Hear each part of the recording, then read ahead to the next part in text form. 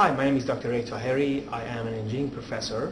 Today I'm here to talk about how to become a better student, how to study more effectively and more efficiently, how to study smarter and not necessarily harder. Allow me to start with asking these fundamental questions. Why are we here? To answer this question in a broader view and more wholesome, why we are here in this world, in this universe, I guess the answer is embedded in these 4 L's. We are here to live, to learn, to love, and to leave the legacy. I'm not going to talk about last two, most probably I'm not qualified. I would like to talk about these first two, and especially the learning part. Every single of us, we have a job. I'm a professor. That's my job, to come and teach and try to answer questions as much as I can. People are in coordination, administration, and other sections. They have their own job, and you are students. Although it seems like the fact that you don't have a job, and if someone asks you what is your job, you will say, I don't have a job, I'm a student only. But I believe you have to understand that you do have a job. You are professional students. You are not making any money, and as a matter of fact, you spend money to get education, but you are making an investment. You're investing your time, your energy, your youthfulness in something very valuable. It's called your future. So you have a professional job, and you have to act professionally. Later on, I will talk about a very important technique, very successful technique to learn new material. It's called SQ3R, and this was invented by, I believe, Dr. Pleasant Robinson, 1946, and it's been proven that it's a very effective technique for learning materials. I would like to introduce a very simple routine that I personally incorporated in my studies, and I always recommend to my students. I call it BDA. B stands for before class, D stands for during the class, and A stands for after the class. So, before the class, the first thing you should do, which is very beneficial, is to try to review the previous lectures. Very often, and almost all of the occasions in engineering, and I'm sure in other disciplines the same thing would be quite true, that the new lecture, it lies on the top of the previous lecture. It's like a domino effect. A chain of concept has been introduced to you. So you have to be able to comprehend previous lecture in order to completely understand the present or future lectures. It would be very beneficial if you go through your previous notes and see what are the problems that you have, perhaps try to answer your question, try to clear those ambiguous areas. That's number one.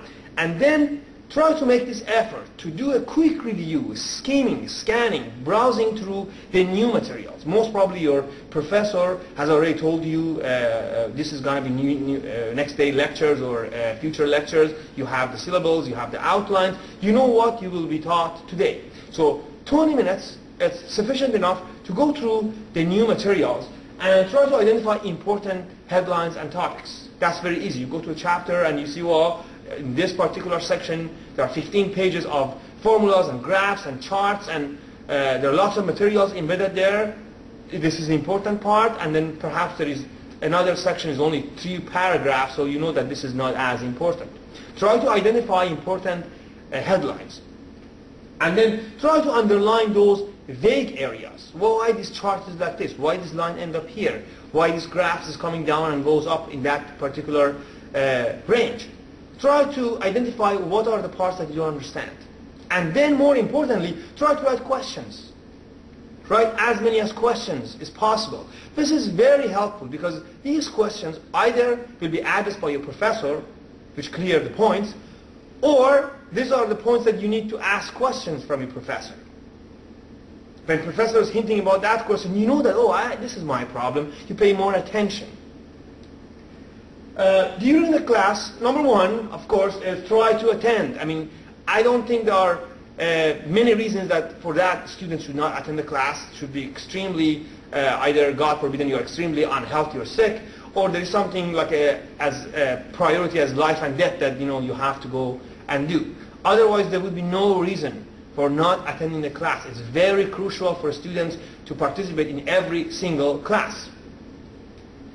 Try to find the right seat, right spot. Do we have a right seat or is it a wrong seat? Of course we do have a right seat. And which seat is the right seat? Well, it depends on many elements, many parameters. Depends on yourself, your vision, your hearing ability, depends on the nature of the lecture, the dynamic of the lecture, depends on your professor, depends on the room setup.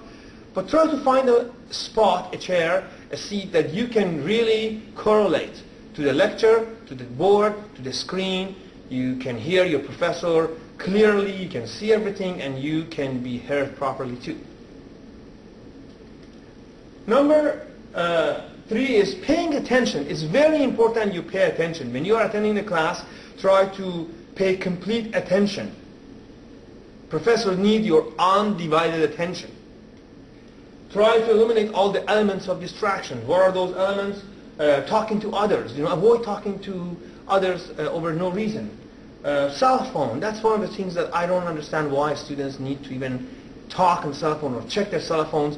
If for any reason you are expecting extremely important call, just put it in the vibration mode. Internet or chatting, I personally don't let my students use a computer, laptop, or go browse the internet while I'm giving lecture, unless there is something related to the nature of the lecture. That would be very destructive for yourself, for your fellow classmates, and also for your professor. Don't play around. Sometimes I know that it's hard to concentrate, and statistically after 15 minutes that human attention is going to be decreased, but try to keep yourself always in complete attention during that 50 minutes of lecture.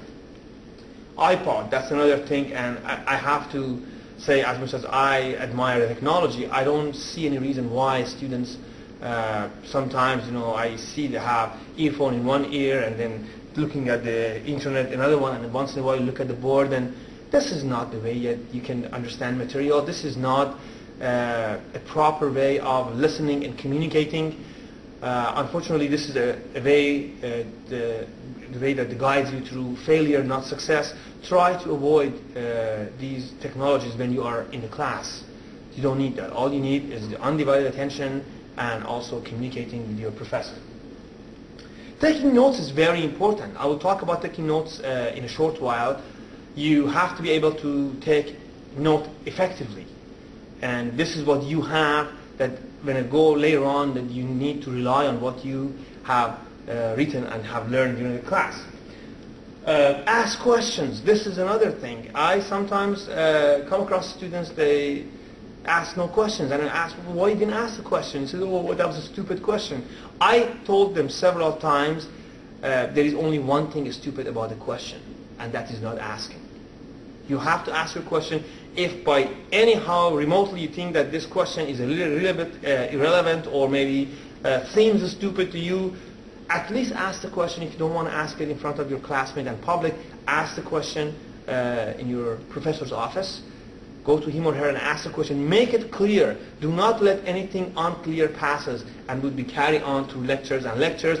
That will come and haunt you, and sadly perhaps in the exam time.